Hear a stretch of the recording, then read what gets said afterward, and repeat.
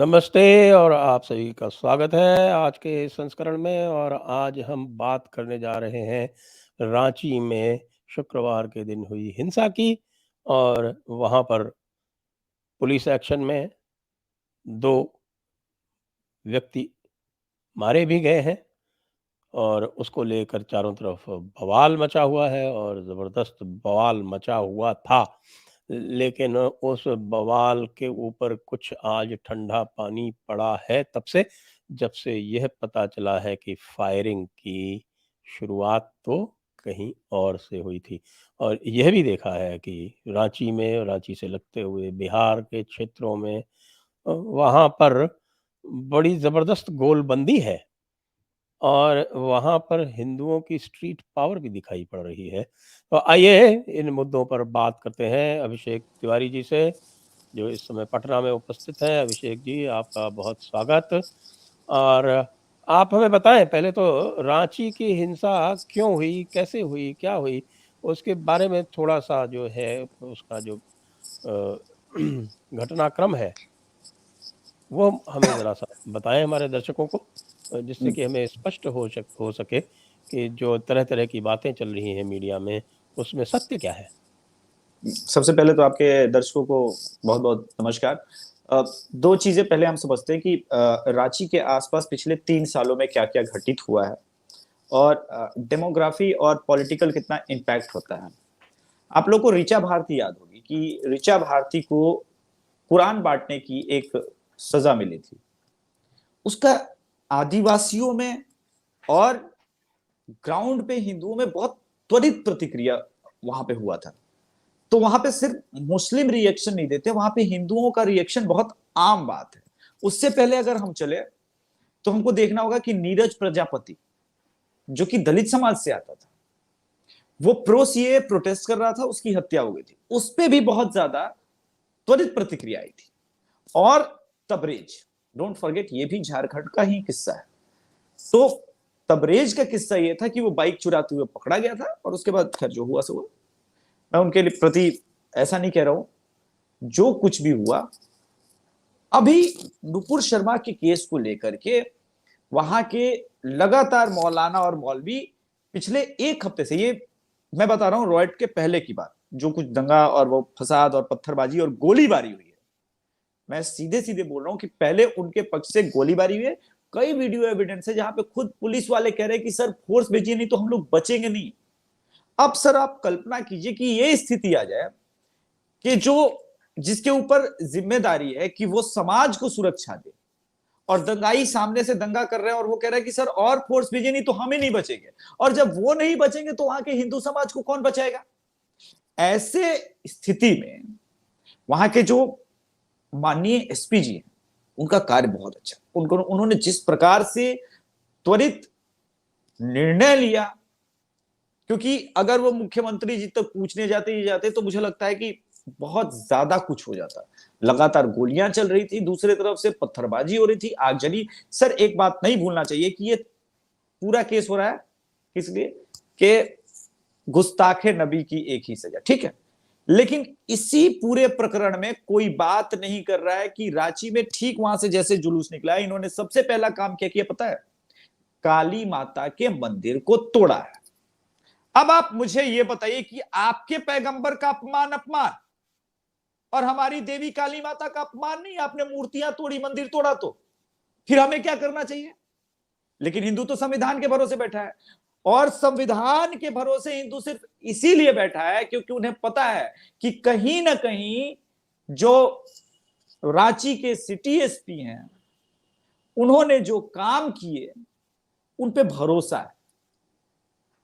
कहीं ना कहीं जी। ऐसे लोग समाज में हैं जो कहते हैं कि आप परेशान मत होइए, हम हैं, हम आपको बचा लेंगे, भले गोली जरा चलाना पड़े। और उसका परिणाम क्या हुआ?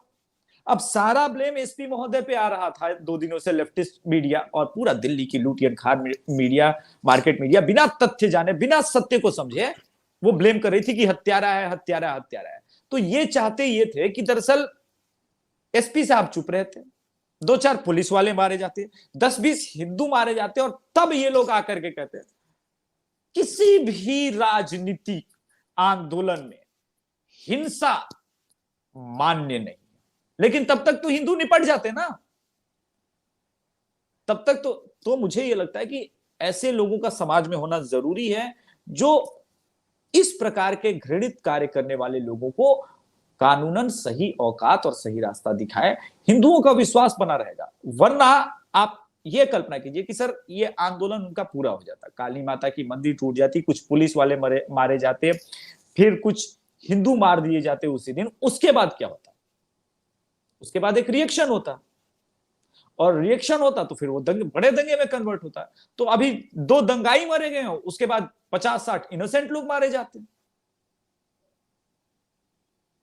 जी हाँ, हमें ध्यान है कि इन क्षेत्रों में पहले इस प्रकार की घटनाएँ हो चुकी हैं। जैसे भागलपुर का दंगा हमें याद है कि किस हम्म। प्रकार से भागलपुर का दंगा इसी प्रकार से आरंभ हुआ था एक पक्ष के द्वारा, और बाद में उसे नियंत्रित नहीं किया, और पहले जब हिंदू पक्ष का नुकसान हो गया, उसके बाद फिर वो संगठित होकर जब उसका प्रतिकार हुआ, तो बहुत अधिक जनहानि हुई, बहुत अधिक जनहानि हुई।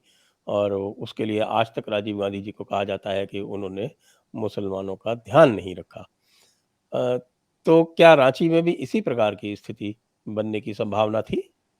नहीं नहीं, रांची में ये स्थिति बन चुकी थी। मैं बता रहा हूं 1 हफ्ते पहले से ये कहानी सर इस फ्राइडे को शुरू ही नहीं हुई थी, ये कहानी पिछले फ्राइडे को शुरू हो गई थी। मौलाना, मौलवी, आलिम लगातार, देखिए इनका एक्सेस एक एक घर तक कितना बेहतर है। जैसे अगर फ्राइडे को मैं 2 फ्राइडे को नमाज करने नहीं पहुंचा तो वो तीसरे फ्राइडे को पहुंच जाएंगे।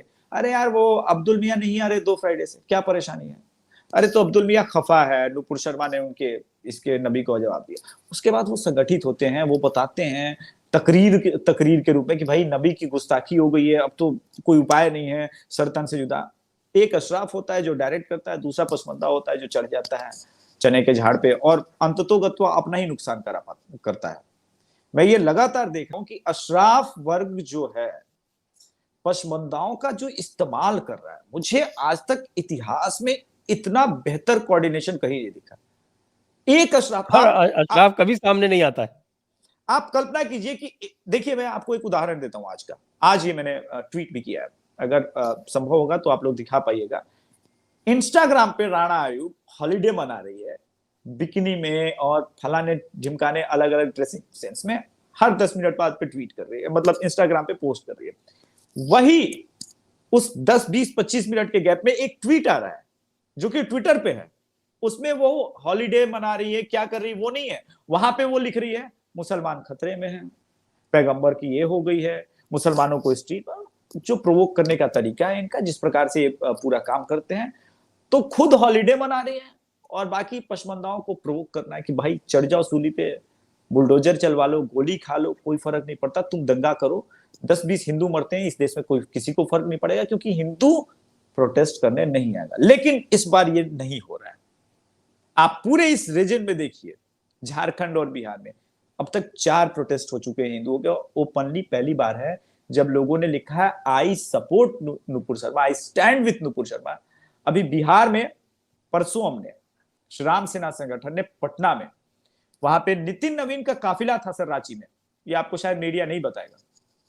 जो दंगा चल रहा था, बिहार के मंत्री हैं और ये पटना बोरिंग रोड के आसपास उनका निवास स्थान कहीं है, वो वहां से मंत्री हैं और वहीं से चुनाव लड़ते हैं। ये एक फंक्शन में गए हुए थे रांची, दंगा शुरू हुआ और ये मंत्री महोदय बाल बाल बचे।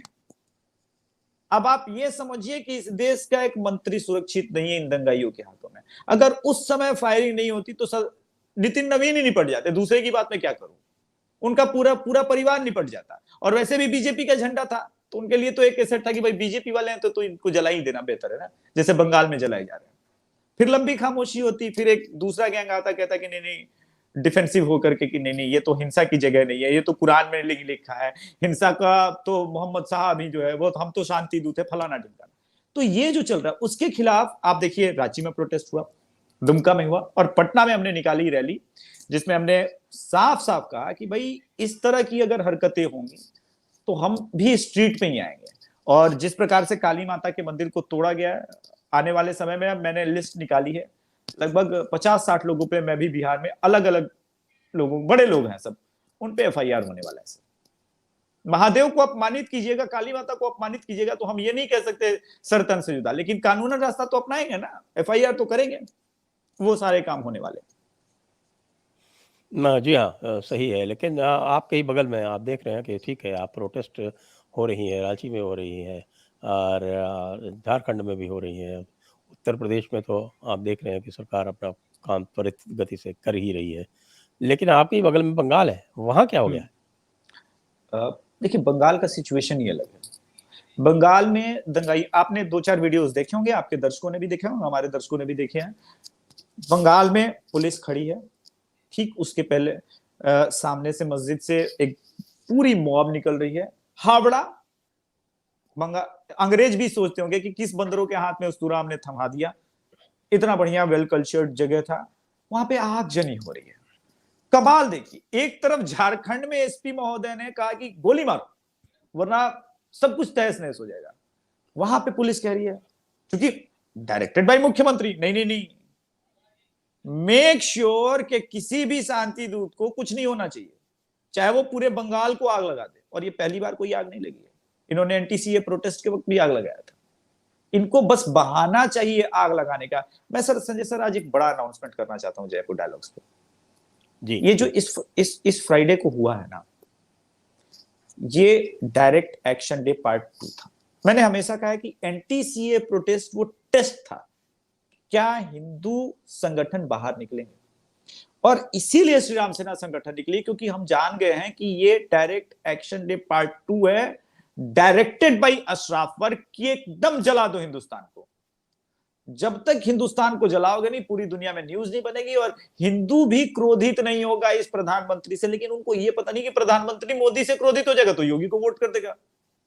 वो हिंदुत्व से समझौता नहीं कर रहा है, इनको ये लग रहा है ना कि अगर राइट विंग का कोई या फिर हिंदूवादी अगर मोदी को गाली दे रहा है तो वो कांग्रेस को वोट कर देगा, ये जातियों बट रही है, यहाँ पे ब्लंडर कर रहे हैं।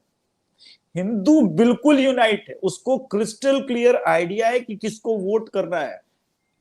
अपनी जगह आलोचनाएं हैं, लेकिन ये जो पूरा, और मैंने यूपी चुनाव के बाद ही कहा था, आपके दर्शकों को याद होगा कि यूपी चुनाव मामूली चुनाव नहीं है, इसके बाद तो ये लास्ट वाली लड़ाई जो फेज की है ना, ये ऐसे ही चलेगी 2024 तक, क्योंकि इनके पास अब कोई ऑप्शन ही नहीं है। अब इनको ये लग रहा है कि अगर बड़े बड़े हम दंगे कराने में देश में कामयाब नहीं हुए, और हम ये साबित करने में कामयाब नहीं हुए कि हमारे आगे कुछ नहीं हो सकता, हिंदू को डरा देना है बंगाल के तर्ज पे, ताकि हम सत्ता में वापस आए, और पूरा यही नैरेटिव अभी चलेगा।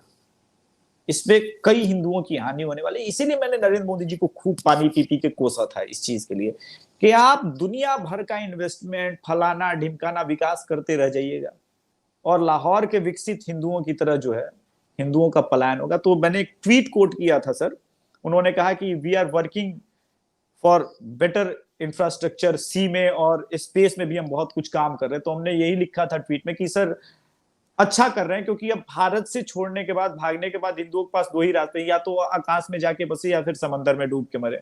तो आप जो कर रहे हैं अच्छा ही कर रहे होंगे। ये स्थिति है सर कि बजरंग दल, वीएचपी, अच्छा इनके पास इतना बड़ा संगठन है, अगर श्री राम सेना संगठन प्रोटेस्ट कर सकती है, हमारे पास तो पैसे भी नहीं होते, हमारे पास तो फंड भी नहीं है, यूट्यूब चैनल के जरिए जो कुछ भी है वो हमसे काम कर रहे हैं। इतने बड़े संगठनों के होने का क्या मतलब है? अगर आप अभी रिसेंटली कटिहार में, आप उस यूट्यूबर को जानते होंगे, जरूरी ज्ञान विद मनीष, परसों उसका मैसेज आया कि सर कटिहार में माहौल अचानक से तनावपूर्ण हो रहा है। हमने तुरंत ही एक्शन लिया उस मुद्दे पे, वहां के श्री राम सेना संगठन के लड़कों को एक्टिव किया और बोला कि जाकर के थानों में रेगुलरली पता करे कि थाने क्या एक्शन ले रहे हैं, ताकि यहां से हम क्रॉस वेरीफाई करते रहे। अब अगर वहां के लोगों की, हिंदुओं के मन में यह भय व्याप्त है कि इस फ्राइडे को क्या होगा, इस फ्राइडे बच गए तो अगले फ्राइडे को हमारा क्या होगा, मतलब फ्राइडे, हर एक फ्राइडे ब्लैक फ्राइडे बनती जा रही है, और आपके पास कोई एक तरीका नहीं है कि इस अशराफ वर्ग को कैसे रोका जाए, जो कि मस्जिदों से खुलेआम अनाउंसमेंट कर रहा है। देखिए सर, मैं एक बात कह रहा हूं, बुलडोजर सिर्फ पेन किलर है, ये सॉल्यूशन नहीं है।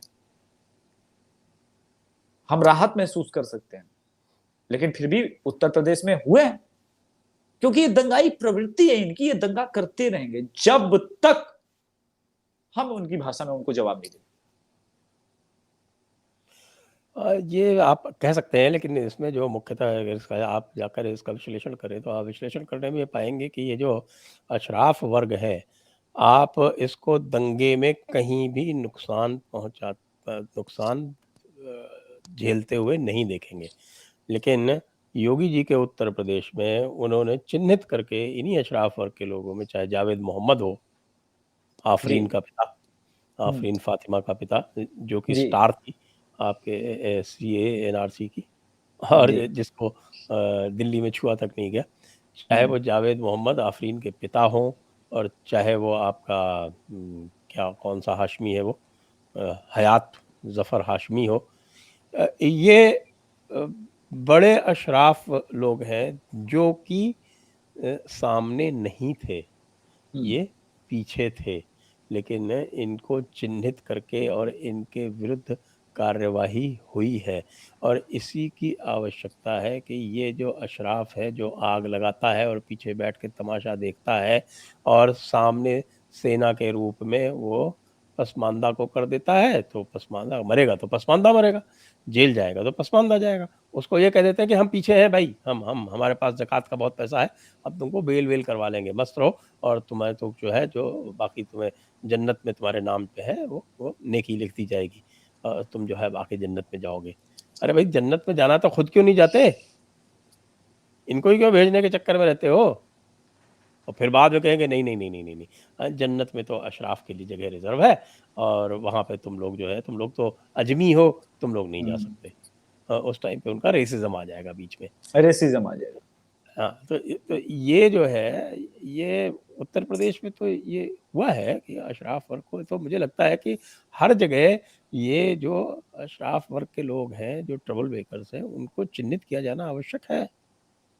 ना, मैं यही बोल रहा हूँ ना सर, हमने स्ट्रेटेजी तभी बदली है कि जब तक हम एक एक मस्जिद के अंदर कौन कौन ऐसे शराफ वर्ग के एलिमेंट है जो इंटेंशनली माहौल खराब करे रखना चाहते हैं, क्योंकि आप देखिए 1947 के बाद इन्होंने वही काम किया, एकदम वही काम किया है।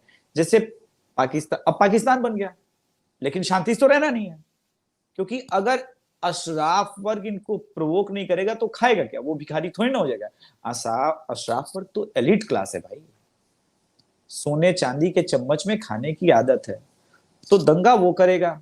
इस्लाम के नाम पे फंडिंग हम लेंगे, जक़ात के नाम पे फंडिंग हम लेंगे, और नलकूप चला के एक दो बूंद डालेंगे, तुम्हारा बेल करवाए थे ना जी, वैसी सिचुएशन जो है क्रिएट करेंगे। लेकिन इसने पहुंचा कहां दिया देश को? अल्टीमेटली इस पूरे इनके प्लानिंग में नुकसान तो हिंदुओं का है। अब काली माता का मंदिर तोड़ दिया गया, आप मुझे राइट विंग का मीडिया दिखाइए, लेफ्ट विंग का, लिबरल, सेकुलर, कोई मीडिया, जयपुर डायलॉग्स को छोड़ के, क्योंकि मैं तो बता ही रहा हूं ये चीज, जिसने इस बात पे कहा हो, या कोई संगठन, श्री राम सेना संगठन को छोड़ के, कि तुमने काली माता का मंदिर तोड़ा, उसका सजा कौन देगा तुमको? कोई बात करने वाला ही नहीं है। तो नैरेटिव बिल्डिंग तो इनको करना नहीं आता। अच्छा, अगर नैरेटिव बिल्डिंग छोड़िए, आप साला विक्टिम होकर के भी अपना कार्ड नहीं चल पाते, और वो आपको परसिक्यूट कर रहा है, और उसने अपना आपका विक्टिम कार्ड भी छीन रखा है। ये स्थिति है। परसिक्यूशन हिंदुओं का, देवी देवता टूट रहे हैं, हिंदुओं के अपमानित हो रहे हैं, और बताइए सरतन से जुदा के नारे लग रहे हैं। नुपुर शर्मा क्या, और नुपुर शर्मा तो फिर भी अब यह है कि बहुत सपोर्ट है। नवीन जी के साथ कौन खड़ा है? दिल्ली से पलायन हो गया। कल्पना कीजिए कितनी महान संगठन है और कितनी महान पार्टी है। परिवार समेत इस वक्त वो दिल्ली छोड़ने को मजबूर हुए, गायब है। मैं एड्रेस नहीं बताऊंगा, मैं बीजेपी वालों की तरह थोड़ी ना बेवकूफ हूं। अब वो कहां है नहीं बताऊंगा, लेकिन आप सोचिए कि ये स्थिति आ जाती है। बीजेपी का नेता जब पलायन कर रहा है, वो क्या बचा लेगा हिंदुओं को? बुरा लगेगा कुछ लोगों को कि अभिषेक जी बहुत हार्श हो रहे हैं, लेकिन ये सवाल अब पूछने का समय है कि सर, जब आप अपने नेता, अपनी बहन बेटी को भेड़ियों के आगे फेंक रहे हो, आपका नेता दिल्ली से पलायन कर गया अपनी परिवार की सुरक्षा को लेकर के, फिर आप क्या किसी की सुरक्षा देंगे? किसी को क्या सुरक्षित करेंगे? हाँ, योगी राज में अभी गोरखपुर से आया हूं, पीस पार्टी के बड़े बड़े झंडे लगे हुए थे वहां पे। 4 घंटे में 4 पुलिस वैन मैंने गुजरती हुई देखी सैरन बस से। वो झंडे आप लगा सकते हैं लेकिन आपको रहना रोड के किनारे है। कल गोरखपुर से लौटा हूं और बड़ी शांति से सब कुछ चल रहा है, क्योंकि वहां के हिंदुओं में एक विश्वास है, करके देखो बाबा जी डंडा करके। तो अब योगी जी तो एक ही है ना संजय सर, दिक्कत यहां भी तो है। हाँ हाँ, और वो तो है। आज हमने एक इसी पे विचार विमर्श यही किया था, एक चर्चा यही की थी कि साहब की क्या है कि योगी जी तो इसके बारे में मुखर हैं, लेकिन देश की बागडोर जिनके हाथ में, वो तो इस पूरी समस्या के सामने कुछ बोल ही नहीं रहे हैं, कोई किसी प्रकार का संदेश ही नहीं दे रहे हैं, जनता में कोई विश्वास भी नहीं जगाने का प्रयास कर रहे हैं कि नहीं भाई आप लोगों का, आपकी सुरक्षा का जिम्मा मेरा है। वो हो कैसे? पश्चिम बंगाल में तो हम देख ही चुके हैं ना किस तरह से पलायन हुआ था पूरी पार्टी का। नहीं सर, एक बड़ी बात आज देखिए मास्टर स्ट्रोकवादी क्या कर रहे हैं, बड़ा गजब का। मैं आपको एक बात बताने वाला हूँ। सुबह से मास्टर स्ट्रोकवादियों को देख रहा हूँ, कह रहे हैं कतर जो है सबको प्रोटेस्ट करने वालों को भगा दिया ना, इंडिया डिपोर्ट कर दिया ना। अब खेल समझिए सर, आप तो जानते हैं, मैं दर्शकों को एक्सप्लेन कर देता हूँ, आपसे ज्यादा कौन जानते हैं। हाँ, कुवैत ने कि सर कुवैत में क्या है, पार्टी का शासन थोड़ी है, एक परिवार का शासन है। वो चाहेगा कि इस प्रकार के प्रोटेस्ट की आदत, जैसे इंडिया में प्रोटेस्ट करने की आदत लोगों को लग गई है, कुवैत में प्रोटेस्ट का आदत, सड़क पे प्रोटेस्ट करने का आदत वहां के लोगों को लगे, फिर वो क्या खाएगा क्या रहेगा। इसलिए उसने बोला कि ऐसे एलिमेंट को बाहर भेज देना ही अच्छा है। वायरस घर में नहीं पालना है, वायरस घर में नहीं पालना है। लेकिन ये मास्टर स्ट्रोकवादी उसमें भी लगाने पे नहीं जोड़ रहे। वाह मोदी जी वाह। आपने पुनः वही चर्चा छोड़ दी। जरा मास्टर स्ट्रोकवादी क्या कर रहे हैं ये तो बता दीजिए दर्शकों को। नहीं, आप मास्टर स्ट्रोकवादी इस वक्त हमें यह समझा रहे हैं कि तिवारी जी आलोचना मत कीजिए, 2024 में मेरा और आपका मिशन तो सेम है, हम लोग हैं तो राष्ट्रवादी हैं। मैंने उनको आज भी यही कहा कि भाई राष्ट्रवादी तो मैं हूं, मुफ्त में काम कर रहा हूं, आप पैसे लेकर के मालिक अपनी बहन को नहीं बचा पा रहे हो। अभिषेक का और तुम्हारा एक साइड कैसे हो सकता है? अब लोग रेलवे की 2 ट्रैक हैं, डेस्टिनेशन हमारा हो सकता है कि नई दिल्ली का हो, लेकिन हमारे रास्ते एकदम अलग अलग हैं, हम बहुत डिस्टेंस पे हैं, गैप पे हैं। क्योंकि हमने तो श्री राम सेना संगठन ने डंके की चोट पे निकाल ली पटना में। बीजेपी का इतना युवा मोर्चा फलाना ढिमकाना क्या कर रहा है?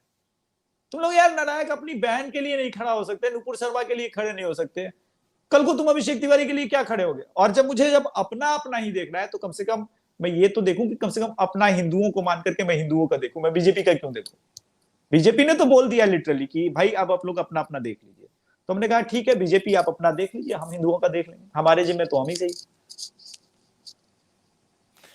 और हम देख रहे हैं कि बार बार ये बताया जा रहे हैं कि क्या है, एक वो बड़ा पुराना किस्सा है कि शेर 2 कदम पीछे हटता है। तो ये शेर तो लगातार शाहीन बाग से पीछे ही पीछे हट रहा है, आगे छलांग कब लगाएगा? सर वो देखिए पीछे पीछे हटते हुआ ये था कि पीछे खाई थी, अब शेर वहां से गिर गया है उस खाई में, अब शेर खाई के ऊपर चढ़ेगा, हम दबाव बनाएंगे। सर एक बात देखिए, जब भी जयपुर डायलॉग्स ने किसी चीज की आलोचना की है या अभिषेक तिवारी शो ने आलोचना की है, जब हम मुखर हुए हैं, जब हमने प्रेशर बिल्डिंग किया और जब हमने मास्टर स्ट्रोकवादियों को जवाब दे दिया कि अब बस तुम हमसे बात मत करो, तब ये मास्टर स्ट्रोकवादी कन्वे करते हैं कि देखिए अब थोड़ा मुश्किल लग रहा है तो कुछ आप जवाब दीजिए। तब योगी जी के साथ एक ऐसी तस्वीर आएगी मोदी जी को दिखाने वाली, जो कि एक सिंबॉलिक ये होता है कि नहीं हम साथ में हैं, हम ये हैं, तो हिंदू कहता है कि चलो ठीक है कोई बात नहीं, माफ किया। तो जब तक इस मुद्दे पे अब ऐसी नाराजगी है कि जब तक बीजेपी सामने से और मोदी जी सामने से आकर के नहीं बोलेंगे तो उसको क्या माफ किया जाए? कितनी बार कहूं, कल एक मीटिंग में था जहां पे एक बहुत बड़े राइट विंग के यूट्यूबर, उन्होंने कहा कि भाई क्षमा शोभती इस भुजंग को जिसके पास कर लो, उसको क्या जो दंथहीन विषय, वो रामधारी सिंह की दिनकर की जो कविता है जो हम लोगों ने बचपन में पढ़ी है, तो उसको बोला कि कब तक इनको डिफेंड करें। अच्छा जब भी तिरपाल फटता है तो फोन आता है कि भाई तिरपाल फट गया थोड़ा सा सिल दीजिए, तो भाई हम छोटा मोटा सिलने वाले हैं, आप पूरा का पूरा सामियाना फाड़ के बैठे और कहते हैं कि रफू कर दो। नहीं होगा भाई, हमसे नहीं होगा ये रफू। आप कल्पना कीजिए सर कि जिंदल जी की हत्या हो जाती है, कौन जिम्मेदार है? नुपुर जी की हत्या हो जाती है, क्यों? ये कह रहे कि कानून कानून की बात करते हैं। कमलेश तिवारी पे रासुका लगा, कमलेश तिवारी जी जेल गए, उसके बाद भी उनकी हत्या हो गई। तो इन पे मैं विश्वास करूं जिन्होंने कानून का कभी पालन ही नहीं किया? कानून का क्या पालन करेंगे? शाहबानो केस तो हमारे सामने लिविंग उस वक्त तो मात्र 10% थे। और आप तो सर बहुत जवान होंगे, अच्छे होंगे, हमने तो सिर्फ पढ़ा है कि देश भर में इन लोगों ने आग लगाया था, उत्पात किया था, जब ये 10% थे। ये क्या कानून की बात करेंगे कि हम कानून में विश्वास रखते हैं, संविधान में विश्वास रखते हैं? सुप्रीम कोर्ट का जजमेंट तो नहीं माना इन्होंने। तो इन पे तो मैं विश्वास नहीं कर सकता सर। एक बार मैं नाग कोबरा को गले में लपेट के उस पर विश्वास कर सकता हूं, इन पे मैं विश्वास नहीं रखता। मैं खुले मन से और खुले दिल से बोलता हूं, मेरा इस दंगे के बाद इस देश के किसी भी मुसलमान पे भरोसा नहीं। आप ये तो बताएं कि जो शिवलिंग का अपमान लगातार हुआ है उसके बारे में बिहार में क्या किया जा रहा है? देखिए, बिहार में दो तरह की आइडियोलॉजी बसती है। सबसे पहले मैं यादव के बारे में बताता हूं एक चीज। यादव वोट भले आरजेडी को दे देगा, लेकिन अगर आप महादेव को अपमान कीजिएगा ना, वो बर्दाश्त नहीं करेगा। कुछ लोगों को वो फोटो सिंबॉलिक लगती है जिसमें तेज प्रताप यादव जो पैदल कंवर लेके गया था कुछ दूर तक, वो देवघर कुछ दूर तक ट्रेवल कर पाया बेचारा, लेकिन 60 किलोमीटर मुझे पता है कि वो पैदल गया था, जा पाया था। 40 किलोमीटर बाद में वो नहीं चल पाया तो गाड़ी से गया, लेकिन उसने जल अर्पण किया। मेरे मेरे कहने का यही मतलब है सिर्फ कि बहुत बड़े आराध्य माने जाते हैं। और मैंने कई लोगों से भी रिसेंटली बात की तो उन्होंने कहा कि एक बार खाली यूपी में ये लोग इजाजत दे दें, हम लोग बिहारी जाकर के वहां पे पुनः मंदिर बनवाएंगे, आरएसएस वाला कहता रहेगा। अच्छा, इसमें एक और चीज हुआ, ये जो वो कम्युनिटी है जो एक तो आरएसएस की आइडियोलॉजी से इत्तेफाक भी कभी नहीं रखते, क्योंकि आरजेडी का इनके ऊपर बहुत ये है। ऐसे में बड़े आदरणीय आदमी है मनमोहन मोहन भागवत जी कह रहे, आजकल मनमोहन भागवत कहने का ज्यादा मन क्योंकि मन करता है, क्योंकि मन मोह लेते हैं अपनी बातों से। तो मोहन भागवत जी ने कहा कि भाई हिंदू शिवलिंग क्यों ढूंढ रहा है मुझसे, नहीं ढूंढना चाहिए, इससे शांति भंग होती है। तो बिहार का यादव बोला भंग होता है तो होता है, वो हमरा है, वो हम लेके रहना चाहते हैं, आपको हम नहीं मानते, हमने तो पहले भी आपको अपना नेता नहीं माना। और ये जो रिसेंटली जब आरा में भी 2 दिन पहले क्या हुआ, भोजपुर जिला में आरा शहर में मुसलमानों ने एक रैली निकाली नुपुर शर्मा के खिलाफ। 1 घंटे बाद वहां का कोई संगठन सामने नहीं आया सर। गली मोहल्ले के हिंदू युवक जो क्रिकेट खेलने जाते हैं वो सड़क पे और हाथों से स्केच से लिख करके we stand with Nupur Sharma, उनके मोहल्लों से निकलना शुरू हो गया। जब वो निकले थे तो पुलिस बल नहीं आई थी, हिंदू निकले तो पुलिस बल आ गई। खैर, इसी बहाने शांति मिल गई और ये मैसेज चला गया है कि बिहार में हिंदू नहीं बर्दाश्त करेगा। और सर उदाहरण देता हूं, हम कभी भी हम मानते हैं कि इंटॉलरेंट है और हम अच्छे इंटॉलरेंट है। हमारे यहां शोभा यात्रा निकली रामनवमी की, 20 शोभा यात्रा निकली, एक केस बता दीजिए दंगे का। उनको पता है कि बिहारी हिंदू एग्रेसिव है, क्योंकि ये छोटे छोटे स्तरों पे भी यूनाइट है। यहां छोटा छोटा समाज चलता है सर, और इसको कोऑर्डिनेट करने के लिए कोई पार्टी की जरूरत नहीं होती है। ये लोकल छोटे छोटे लड़के, जैसे दुर्गा पूजा का एक क्लब है, जैसे बंगाल में होता है ना क्लब, वैसा ही यहाँ पे दुर्गा पूजा मंडली होती है, सरस्वती पूजा मंडली होती है, इसमें 25-30 लड़के होते हैं। इनको किसी पार्टी से मतलब नहीं होता। अरे हमर दुर्गा माता के अपमान कर दिल कही, चल सबक सिखावे ला है, वो 50-60-100 लड़के मिलकर के वो काम हो जाता है, वो कोई दिक्कत नहीं है। पॉलिटिकल पार्टी की इन्वॉल्वमेंट नहीं, ये मैं ग्राउंड रिपोर्ट आपको बता रहा हूं। तो ऐसे ही काम करना पड़ेगा जब तक हम भी उनको वही नहीं दिखाएंगे डर कि तुम मारोगे हम मारेंगे। इज्जत से रहोगे, ठीक ठाक रहोगे, ठीक से रहने देंगे। लेकिन ये सारी चीजें शॉर्ट टर्म सॉल्यूशन है सर, क्योंकि एक बार धीरे धीरे डेमोग्राफी बदलेगी तो ये चीजें भी बदल जाएगी। लॉन्ग टर्म सोल्यूशन क्या है आपकी? लास्ट प्रश्न हमारा, अंतिम प्रश्न, आपकी दृष्टि में लॉन्ग टर्म सोल्यूशन क्या है? सर लॉन्ग टर्म सॉल्यूशन एक ही है, उसके लिए मजबूत सरकार होनी चाहिए जिसमें इच्छा शक्ति हो। जनसंख्या नियंत्रण कानून को अलग ढंग से अप्लाई किया जाए, क्योंकि शेड्यूल कास्ट और हिंदू समुदाय का शेड्यूल कास्ट वगैरह वो लिटरली उसमें लिटरेसी कम है, तो उसको छोड़ करके मुसलमान पे, हिंदू और सब पे जो है पॉपुलेशन कंट्रोल एक्ट लगाया जाए। और इसके अलावा चिन्हित किया जाए देश भर में जितने बाहरी मुस्लिम हैं उनको शेल्टर कैंप्स में डाला जाए। आप रहिए, आप रह सकते हैं, मैं आपको बांग्लादेश रिपोर्ट ही कर रहा हूं, खा सकते, मजदूरी कर सकते हैं, वापस आपको रात में वही रहना है, आपके वोटिंग राइट के कोई अधिकार नहीं है, कुछ नहीं है, आपको रिफ्यूजी की तरह रहना है, रिफ्यूजी कैंप्स में रहिए, उससे ज्यादा आपको अधिकार नहीं देते, क्योंकि इस देश का टैक्स पेयर के पैसे को बर्बाद करने का कोई मतलब नहीं बनता। ये अगर किसी में इच्छा शक्ति है वो भारत को बचा लेगा, वरना सिविल वार निश्चित है और आपको तैयार है। मैं तैयार हूं सर। जी, तो सभी लोग ये सुने जो ग्राउंड रिपोर्टिंग हो रही है। आपने रांची के बारे में सुना, पटना के बारे में सुना, पश्चिम बंगाल के बारे में सुना, और जहां हिंदू जागरूक है, सड़क के स्तर पर जागरूक है, स्ट्रीट पावर अपनी बना रखी है, वहाँ क्या स्थिति है, जहाँ नहीं है वहाँ क्या स्थिति है, इसकी तुलना करें सभी लोग, और तुलना करके फिर अपना अपना निष्कर्ष निकालें। मुझे लगता है निष्कर्ष निकालना सभी के लिए अपने स्तर पर अत्यंत आवश्यक है। और एक बार पुनः आपको सबको याद दिला दूं कि सारे लोग जो हैं आज जो भी देख रहे हैं वो जाएं और भारतीय दंड संहिता, इंडियन पीनल कोड का सेक्शन 97, 98, 99, 100 से लेके और 104 तक पूरा देखें, उसको पढ़ें, गूगल में मिल जाएगा आपको। वह है आत्मरक्षा का अधिकार जो आपको कानून देता है, और इतना तक अधिकार देता है उसमें इसका आपकी कुछ, यदि आपकी जान को खतरा बन जाए तो आप दूसरे की जान ले भी सकते हैं। ऐसा मैं नहीं कह रहा, ऐसा इस देश का कानून कह रहा है। सभी लोग, आज का आपका होमवर्क है कि आप सेक्शन 96 से लेके सेक्शन 104 तक, 104 तक 105 तक पढ़ें, और पढ़ के ये जाने कि आत्मरक्षा का अधिकार आपको भारतीय दंड संहिता ने क्या दिया हुआ है।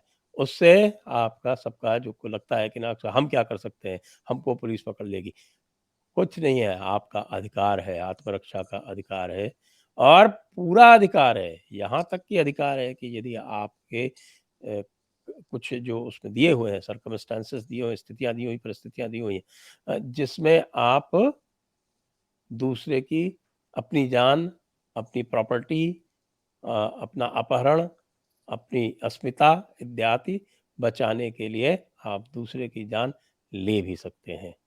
यह अधिकार है आपका। इसी के साथ हम अभिषेक जी को बहुत बहुत धन्यवाद करते हुए यहीं पर चर्चा समाप्त करते हैं। जय हिंद, वंदे मातरम। जय हिंद, वंदे मातरम, जय श्री राम।